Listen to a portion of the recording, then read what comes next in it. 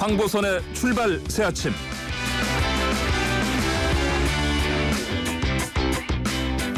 네, 9월 16일 오전 8시 정각입니다. 황출세 3부 시작합니다. 3부는 여론택배 코너로 시작합니다. 여론조사의 모든 것을 쏙쏙들이 알아보는 시간이고요. 자, 배추도사 인사이드K의 배종찬 연구소장님, 안녕하십니까? 안녕하십니까. 대선 배추 배종찬입니다. 오늘은 대선 배추로 나오셨고요. 자, 양배추 도사님, 양지열 변호사님, 안녕하십니까? 예, 안녕하십니까. 그냥 양지열입니다. 아무거나 좀 갖다 붙이지 않았으면 좋겠어요, 진짜. 네. 저는 그렇게 안 부를 테니까요. 네. 예. 자, 추석 연휴 앞두고 있는데 차기 대선 후보 지지율 추이 먼저 좀 볼까요, 배 소장님? 네, 도사님. 뭐 각종 논란도 워낙 많고 네. 지금 뭐 끊임없이 쏟아지고 있습니다. 이 의혹들을 어떻게 유권자들이 이해할지도 어려울 지경인데요. 리얼미터가 JTBC 의뢰로 지난 11일, 12일 실시한 조사입니다. 차기 대통령으로 누구를 가장 선호하는지 물어봤는데 자세한 사항은 중앙선거론조사 심의위원회 홈페이지에서 확인 가능합니다. 윤석열 후보 27.1%, 이재명 후보 26.4%, 홍준표 후보 18.1%, 이낙연 후보 12.5%로 나타났습니다. 몇 가지 뭐 변화사항은 있습니다. 이재명 후보 그리고 이제 윤석열 후보 양강 구도가 이어지고는 있는데 이재명 후보도 지금 대장동 개발 의혹 상당히 크게 또 불거지고 있는 상황이거든요. 본인은 분명히 선을 긋고 있습니다. 수사하라. 100% 수사에 동의한다. 이런 이야기가 나오지만 김부겸 국무총리도 좀 납득이 안 되는 내용도 있는 것 같아요라고 이제 반응이 나오고 있는 상황이고요. 홍준표 후보 약진을 하고 있는 상황이지만 아직 다자 대결에서는 윤석열 후보를 넘어서지 못하는 모습입니다. 이낙연 후보는 어제 국회에서 종로구 국회의원직 사퇴가 수용이 됐습니다. 가결이 됐는데 과연 이것이 호남 민심에는 어떤 영향을 끼칠지 좀 지켜봐야겠습니다. 그렇군요. 알겠습니다. 고발사주 의혹으로 지금 타격을 입고 있는 건가요? 윤석열 후보가요? 지지율 어떻습니까? 네, 한 3, 4주 전과 비교를 해보면 분명히 타격을 입은 추세로 나타나고 있습니다. 결국 차기 대선 후보 지도조사는 추세를 보는 것이 중요한데 네. 그런데 초반 국면과는 살짝 달라지는 양상도 여론상으로는 보이고 있습니다. 초반에는 이것이 윤석열 후보의 고발 사주 의혹이다. 그리고 손준성 검사와 김웅 의원은 명쾌하게 무엇이 있는지를 밝혀야 된다. 조성은 제보자는 공익 제보자다. 이 메신저의 신상을 가지고 너무 털어대는 것은 좋지 못하다. 이런 국면이었는데 박지원 원장이 등장합니다. 이러면서 박지원 게이트냐 윤석열 게이트냐 이게 일종의 프레임 게이트 전쟁이 되고 있는 양상이 되면서 오히려 국민의힘과 보수층이 다시 윤석열 후보 쪽으로 재결집하는 양상도 나타나고 있습니다. 양지열 변호사께서는 어떻게 이 흐름 보고 계십니까? 사실 박지원 원장이 등장한 게 아니고요. 강제로 무대로 끌어냈죠. 본인의 비유를 들자면 예. 단역도 아닌 사람을 왜 주연을 시키느냐라는 말씀을 하셨지 않습니까? 그러니까 박지원 원장이 직접적으로 개입됐다라기보다 이게 고발사주 의혹이라는 것은 지금 나와 있는 증거들 같은 걸 보면 굉장히 단순합니다. 그러니까 분명히 손준성 검사에서 김웅 의원으로 보낸 것이 거의 확실해 보이는 증거들에 의해서 그 고발장 중에 하나가 그것이 이제 당시 미래통합당에 건너갔고 또 그게 실제로 대검에 제출됐다는 부분은 그냥 물적 증거가 있는 거거든요. 나머지들은 그런데 이제 국민의힘 쪽에서 여러 가지 의혹들을 제기하면서 일종의 물타기 비슷한 효과를 좀 거두고 있는 건 맞아 보여요. 그래서 지금 뭐 배 수장도 얘기를 했다시피 이게 도대체 무슨 얘기를 하고 있는지 모르겠다라고 할 정도로 굉장히 어지럽게 상황을 만들어 놓다 보니까 상황이 어지럽게 보이니까 양쪽 지지층들이 좀 결집하는 그런 효과가 있는데 결국 이제 오늘 서울중앙지검도 수사를 시작한다는 얘기가 나오지 않았습니까? 네. 이게 좀 단순하게 정리가 되면 그리고 또 무엇보다 양쪽 지지층이 대선이라는 걸 놓고는 그렇게 쉽게 흔들리기는 어렵거든요. 결국에는 향방을 이제 움직이는 건 이른바 중도라고 할 수 있는 그런 층이 될 것이고 또 부동층이라고 할 수 있는 부분이 될 것인데 이게 정리가 되는 과정에서 중도층이나 부동층에 어떤 식으로 영향을 끼칠지 그 부분이 앞으로 관건이 되겠죠. 그래요. 알겠습니다. 자, 홍준표 후보 같은 경우는 방금 조사 결과 보니까 특히 20대에서 높은 지지를 받았고요. 네. 자, 뭐 골든 크로스를 계속 강조해 오지 않았습니까? 홍 후보께서. 자, 그러면 이 흐름이요. 네. 이른바 소문자로 JP? 문자 아니죠? 소문자로 JP. JP 지지율 계속 가는 겁니까? 조금 더 약진할 가능성은 있어 보입니다. 그리고 이 보수 진영 후보만 놓고 물어봤을 때는 홍준표 후보 36.1%, 윤석열 후보 29.8%로 1위입니다. 예. 그러니까 더불어민주당 지지층의 지지를 가장 많이 받고 있는 후보가 홍준표 후보. 물론 뭐 더불어민주당 지지층뿐만 아닙니다. 앞서 황보선 앵커께서 말씀하셨던 대로 20대 남자의 지지를 받으면서 말 그대로 홍카콜라가 아니라 지지율이 올라가는 홍카콜라다. 이런 분석까지도 나오고 있는 상황인데 중요한 건 아직까지 다자대결에서 그리고 국민의힘 지지층에서 윤석열 후보를 넘어서지 못했거든요. 결국 예. 국민의힘 지지층 보수층에서는 과연 본선에서 홍준표 후보가 이길 수 있을까? 이게 가장 큰 관심사로 보입니다. 이제 본선 경쟁력도 어느 정도는 올라오고 있지만 아직까지는 윤석열 후보를 넘어서지 못한 홍준표 후보의 모습인데 지금보다 더 약진하기 위해서는 내가 확실하게 이길 수 있다. 이게 뭔가가 있어야 될 것 같아요. 그러니까 윤석열 후보에 대한 비판, 또 지적, 공격 이런 것도 중요한데 특히 대구 경북 민심이 핵심이다. 아직까지 대구 경북 본인의 지역구가 대구에 있거든요. 그런데 예. 대구 경북 지지층에서 윤석열 후보를 넘어서지 못했습니다. 여기서 홍준표 후보가 뭔가 히든 카드를 꺼내들어야 될 것 같아요. 정책 공약 비전을 좀 꺼내들어서 내가 본선에서 꼭 이길 수 있는 후보다. 이게 홍 후보에게는 가장 중요해 보입니다. 네, 양지호 변호사님.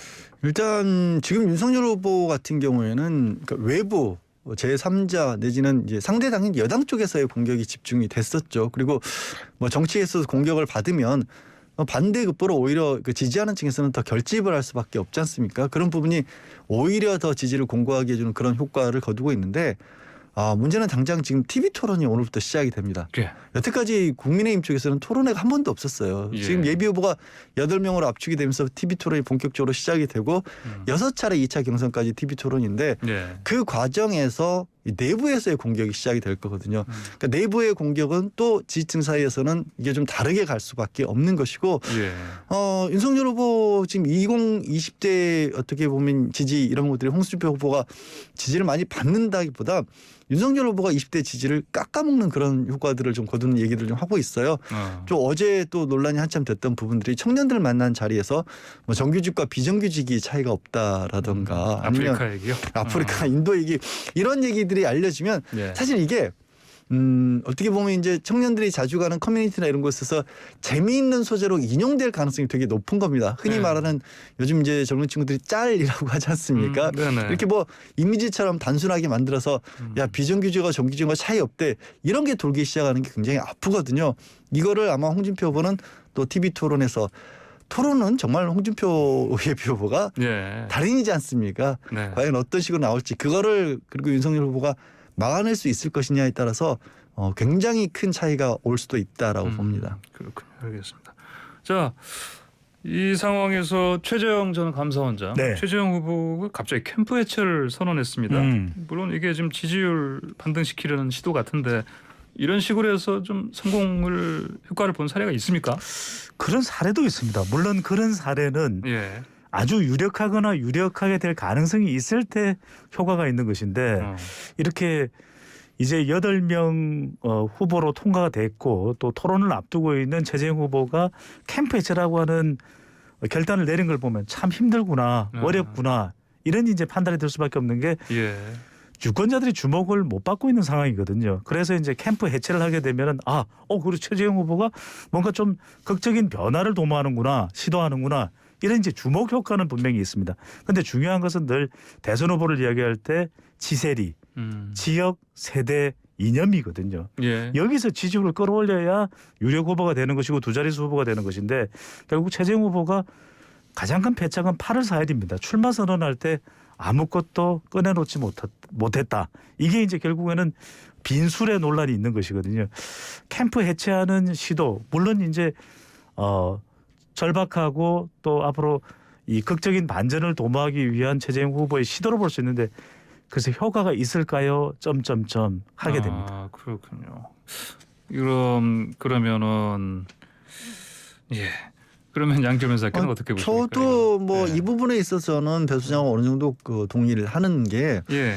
애초에 세력이 많이 몰려들 것으로 예상되는 후보가 만약에 캠프를 해체를 했다. 그리고 많은 사람들이 모여 있는데 난 이렇게 고비용 선거를 치르지 않겠다라고 한다면 그 자체가 이슈가 되는데 지금은 그렇지 못한 상황에서 캠프를 해체를 하다 보니까 이런 얘기가 나오는 거예요. 캠프에 누가 있었지? 그 캠프는 어떤 사람들이 있었길래 해체를 하는 거지? 그러니까 해체를 하는 건지 해체가 되는 건지 아니면 모여 있다가 흩어지는 사람들이 과연 주목할 만한 인물들은 그러니까 캠프라고 부르긴 하지만 뭐 당의 어떤 실세라든가 뭐 중진 의원이라든가 이런 사람들이 함께 하다가 떠났다라고 하면 그런 일이 있었네 하지만 캠프 해체 안에 내용이 뭐가 있는지에 관해서 관심이 별로 안 가는 거예요. 그러니까 이거 자체만으로 효과를 거두기는 좀 어려워 보인다라고 저도 생각을 합니다. 그렇군요. 자, 이재명 대선은 좀 볼까요? 1차 슈퍼위크 이후에. 근데 또 뭐 앞으로 이제 호남에서는 과연 또 어떻게 될지도 사실은 지켜봐야 되겠는데. 자, 근데 아까 말씀하신 거 배 소장께서 그 대장동 그 개발 특혜 의혹 논란이요. 이게 이 파장이 어떻게 영향을 줄 것 같습니까? 내용을 들여다보면은 이해가 안 되는 구석은 참 많습니다. 예. 오죽했으면 김부겸 국무총리도 납득이 잘 안 가는 내용이 있어 이런 이야기가 나오고 경기도의회에서도 그 당시에 성남의 뜰과 이 화천 동인 사이에 계약서 내용을 좀 공개하라 이런데도 아직 제출이 안 됐다 그래요. 예. 그러니까 이걸 내용을 들여다보면 잘 일반적으로 해석이 안 되는 부분이 있습니다. 의문이 상당히 있습니다. 그런데 이재명 후보는 아주 강력하게 선을 긋고 있죠. 이거 정치 개입해서는 안 됩니다. 언론사가 이렇게 일면에 도배를 하면 곤란하죠. 그리고 100% 수사 동의합니다. 이렇게 이야기를 했는데 지금까지의 내용으로 이재명 후보와 뭔가 직접적인 관여가 돼 있다. 이런 걸 보기는 힘들어요. 그러니까 결국 지금 고발사주 의혹도 그렇고 이재명 후보와 관련된 의혹도 그렇고 심상치는 않습니다. 그런데 네. 굉장히 흥미로운 것 중에 하나는 이게 지지율에 곧장 연결이 안 되고 있다는 것이거든요. 다시 한번 말씀드리면 이번 대선이 결국 프레임 전쟁으로 가고 있다. 네.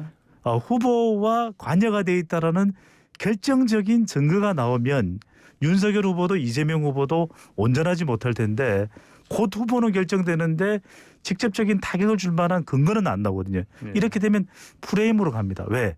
유권자들이 이렇게 생각하는 거죠. 납득은 안 되는데 아닐 거야. 그 정도까지 했을까? 이렇게까지 대선까지 갈 가능성이 상당히 높다라는 겁니다. 그렇군요. 양 변호사님, 자 이재명 지사가 이거 관련해서 수사하자 이렇게 전면 돌파를 하지 선언했습니다. 근데 이제 일단 이재명 캠프 측에서 대응하는 걸 보면 예. 불거지는 의혹의 수위라든가 내용에 따라서 좀 다릅니다. 어떤 거는 SNS 정도로 하고 어떤 거는 대변인 정도라든가 이제 캠프에 있는 의원이 나와서 하고 이 부분에 있어서는 이제 이재명 후보가 직접 나서서 기자회견을 자청을 했고 굉장히 강력한 어조로 이걸 보도한 언론에 대해서 비판을 했거든요. 예. 이제 그런 것들이 그러면 지지하는 층에서는 그만큼의 자신감이 있구나라고 비칠 수가 있고 예. 또 무엇보다 납득이 안 가는 여러 가지 것들을 이유를 또 지금 보면 원래 2009년도 이전부터 이 추진이 되어 왔던 사업이거든요. 예. 그러니까 그때는 애초에 민간 사업으로 주도가 되어 있던 부분을 성남시장으로 재직을 하면서 이걸 바꿔놓은 겁니다. 그러니까 예. 개발 사업 전체 흐름을 처음에 설계를 했던 사람이 아니었기 때문에 본인은 관여한 부분이 없다는 얘기를 자신 있게 할 수 있는 거고 드러나지 않았던 부분에 있어서도 지금 다 가지고 있지 않은 것들로 설명이 될 수 있는 부분이거든요. 예. 물론 이제 만약에 경우입니다만 실제로 민간 사업자와 어떤 특혜가 있다 이런 부분들이 불거진다면 그건 다른 차원의 얘기가 되겠지만 지금으로 봐서는 이게 그렇게 크게 흔들 수 있는 소재가 되기는 어려워 보입니다. 오히려 위기 돌파 그렇죠. 능력을 보여주는. 그러니까 보면 항상 저도 뭐 몇 차례 말씀드렸지만 문제가 없다, 위기가 안 오는 선거는 없습니다. 근데 예. 후보가 위기가 닥쳤다라기보다 후보가 그 위기를 어떻게 돌파해 나가느냐의 모습이 오히려 유권자들에게는 작용을 많이 하거든요. 예, 알겠습니다. 자, 또 정세균 후보 그 중도 사퇴한 거 이거 근데 사실은 뭐 이 정세균 후보하고 이낙연 후보하고 뭐 사실은 합치는 거 아니냐 이런 얘기 나오긴 했습니다만. 네. 네, 물론 이제 정세균 후보는 강력하게 사실은 그 거부를 이제 얘기를 했습니다만은. 네. 근데 이제 중도 사퇴를 한 이후에 그러면요 어떻게 되겠습니까? 이쪽 정세균 후보 표심 이쪽 갔던 거가 이낙연 전 대표 쪽으로 갈까요? 그렇게 봐야 될 것 같아요. 네. 그래도 정세균 후보가 중도 사퇴하면서 이낙연 후보 쪽으로 조금은 호남표가 더 결집할 가능성이 열려 있고 예. 실제로도 호남 순회 경선의 결과가 뚜껑이 열려야 되겠지만은 조금은 더 이낙연 후보 쪽으로 가 있을 가능성이 있어 보입니다. 그만큼 또 절박하거든요. 이낙연 후보는 지금 국회의원직도 사퇴를 했죠. 예. 그리고 또 이재명 후보 쪽으로 보면 최근에 불거진 대장동 의혹이 직접 관여는 안 돼 있다 하더라도 이게 또 호남 표심에 영향을 미치지 않는다고 보기도 또 힘들거든요. 예. 그렇다면 조금이라도 더 이낙연 후보 쪽으로 갈 가능성이 높다. 특히 이제 호남에서 거의 대부분의 지금 시간을 보내고 있는 이낙연 후보이기 때문에 절박합니다. 배수진을 쳤어요. 이게 이 탕금대의 배수진을 친 게 아니라 영산강의 배수진을 쳤다. 한번 도와주십시오. 네. 이낙연은 안정적입니다. 라고 하는 것을 강조하는 것은 적어도 전남에서는 우위를 차지할 가능성이 높다. 그리고 전북에서는 의외로 네. 또 이재명과 이낙연의 2파전이 될 가능성이 높아진다. 예. 그렇다면 남아있는 곳이 광주입니다. 광주의 20대, 30대, 40대 권리당원 또 대의원 이들이 과연 이낙연 후보 이 처절함에 얼마만큼 응답할 수 있는지 이게 참 묘해요. 이게 광주가 또 젊은 이 권리당원들이 많은 곳이기 때문에 광주의 20대, 30대, 40대가 운명을 결정할 걸로 보입니다. 오늘 성대모사를 좀 자주 하시네요? 자제하겠습니다. 아니 그게 성대모사 한 거였어요? 방금 잠깐 한 것 같은데. 저는 예. 목소리가 그냥 왜 갑자기 이상하게 나오지라고 아, 그게 안 들려서. 양배추 도사가 좀 시비가 많네요. 예. 자, 방금 제가 어쨌든 이 관련해서 정세균 후보가 이제 단일화를 하지 않고 네. 이 사퇴한 것 자체 그럼에도 불구하고 표심이 이 이낙연 후보 쪽으로 건너갈 것인지 이건 어떻게 보십니까? 그 부분을 아마 이제 정세균 후보나 무엇보다도 예. 자, 후보가 사퇴하면 중요해진 건 후보가 아니죠. 예. 이제 후보와 같이 하려고 했던 분들이 어떻게 할 것인가 그 예, 움직임을 봐야 하는데 예. 그런 부분이 명확하게 드러난 부분이 없습니다. 그러니까 뭐 과거에 처음에 나올 때부터 이낙연 후보와 정세균 후보가 합칠 것이다라는 얘기가 나왔지만 그게 끝내 성사가 안 됐고요. 예. 그렇다고 해서 바로 또 이재명 후보 쪽으로 캠프 인사들이 옮기거나 그쪽으로 지지하고 방향을 바꾸거나 그런 움직임도 감지가 안 되고 예. 마찬가지로 이낙연 후보 쪽으로 명시적으로 우리가 이 지지를 하겠다라고 그렇게 가지는 않았거든요. 그러니까 지금 그 가능성이 양쪽에 다 열려 있다라고 지금 캠프에 했던 예. 쪽에서는 보시는 겁니다. 그 얘기가 뭐냐면 반전의 계기도 충분히 만들어질 수 있지만 그렇다고 해서 이 상황에서 또 이낙연 후보를 명시적으로 지지하기도 애매하다. 지금 상황에서는 약간 좀 제3자적인 입장에서 뒤로 빠져 있는 그런 느낌. 예. 그렇기 때문에 이제 정세균 후보가 사퇴하더라도 그 효과가 바로 어느 쪽으로 간다. 이건 민심도 마찬가지일 거라고 저는 보거든요. 예. 그나저나 오늘 보통 친문으로 얘기하는 그 홍영표, 김종민, 신동근 의원이 오늘 기자회견에서 이낙연 후보 쪽으로 간다 또 이런 얘기 나왔네요. 그러니까 애초에 뭐 친문 쪽 얘기로는 많이 이낙연 후보가 네네. 원래 이제 친문 쪽 지지를 받는 거 아니냐라고 예, 하는데 예. 또 이재명 후보가 광범위하게 친문으로 또 분류되는 분들도 또 흡수를 했었거든요. 예. 지금으로서는 뭐 한두 사람으로 그렇게 볼 건 아닌 것 같습니다. 알겠습니다. 자, 향후 그러면 여당 쪽 경선 남아있는 그 변수들 우리가 뭘 좀 봐야 될까요? 변수가 없습니다. 변수가 결국 없다고요? 남아있는 변수가 뚜렷하지 않기 때문에 예. 이낙연 후보는 또 의원직 사퇴를 꺼내들 수밖에 없었던 것이고 네. 이재명 후보도 지금 불거지고 있는 대장동 의혹에 대해서 아주 강력하게 선을 긋고 있거든요. 그만큼 어떤 변수가 치고 들어오는 것을 이걸 방지하기 위해서 차단하기 위해서 각 후보들이 예. 노력을 할 뿐이고 남아있는 건 저는 뭐 변수라기보다는 호남 민심입니다. 예. 호남에서 이낙연 후보가 45%를 돌파하느냐 이 여부가 가장 중요한 선이 될 것 같아요. 예. 그러니까 이재명 후보가 1, 2% 차이라도 이기는 것도 중요하겠지만 더 중요한 사람은 이낙연 후보거든요. 이낙연 후보가 호남 순회 경선에서 45%를 돌파하느냐. 그러면 남아있는 경쟁은 경기도와 서울입니다. 서울과 경기도의 표심이 달라요. 예. 그러니까 경기도는 이재명 후보의 동무대인지 모르겠는데 예. 서울은 좀 경기도를 견제하는 심리도 있기 때문에 남아있는 것. 서울은 예. 어떻게 해요? 이게 중요해요. 알겠습니다. 방금 저 유튜브 보이는 라디오 채팅창에 빨간 머리야님이 양지열 잘한다. 뭔가 알고 말하고 있다라는 의견 주셨습니다. 양지열 변호사님. 예. 자 마지막으로 짧게 말씀 듣고 오늘 저는 제가 아는 건 확실히 말씀을 드리고요. 예. 모르는 건 아는 체 하지 않기 때문에 그렇게 보이셨던 것 같습니다. 고맙습니다. 그렇군요. 예. 알겠습니다. 오늘 두 분 말씀 여기까지 듣겠습니다. 말씀 잘 들었습니다. 감사합니다. 네, 고맙습니다. 고맙습니다.